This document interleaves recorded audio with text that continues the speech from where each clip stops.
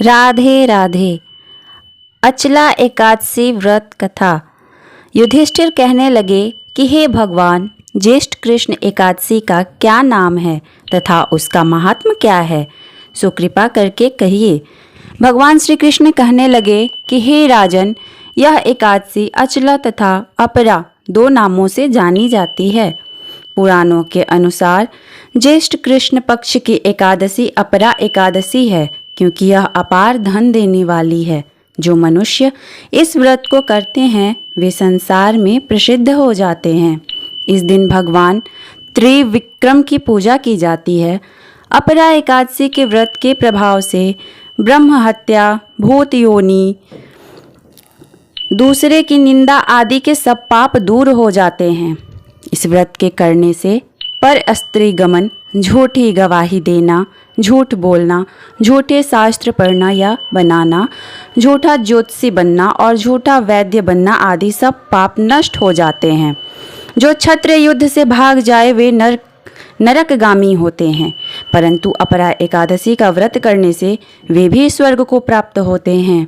जो शिष्य गुरु से शिक्षा ग्रहण करते हैं फिर उनकी निंदा करते हैं वे अवश्य नरक में पड़ते हैं, मगर अपरा एकादशी का व्रत करने से वे इस पाप से मुक्त हो जाते हैं। जो फल तीनों पुष्कर में कार्तिक पूर्णिमा को स्नान करने से या गंगा तट पर पितरों को पिंड दान करने से प्राप्त होता है, वहीं अपरा एकादशी का व्रत करने से प्राप्त होता है। मकर के सूर्य में प्रयागराज के स्नान से, शिवरात्रि का व्रत करने से, सिंह राशि के बृहस्पति में गोमती नदी के स्नान से, कुंभ में केदारनाथ के दर्शन या बद्रीनाथ के दर्शन, सूर्य ग्रहण में कुरुक्षेत्र के स्नान से, स्वर्ण दान करने से अथवा अर्ध प्रसूता गौदान से जो फल मिलता है वही फल अपरा एकादशी के व्रत से मिलता है। यह व्रत पाप रूपी वृक्ष को काटने के लिए कुल्हाड़ी है, पाप रूपी ईंधन को जलाने के लिए अग्नि, पाप रूपी अंधकार को मिटाने के लिए सूर्य के समान, मृगों को मारने के लिए सिंह के समान है। अतः मनुष्य को पापों से डरते हुए इस व्रत को अवश्य करना चाहिए।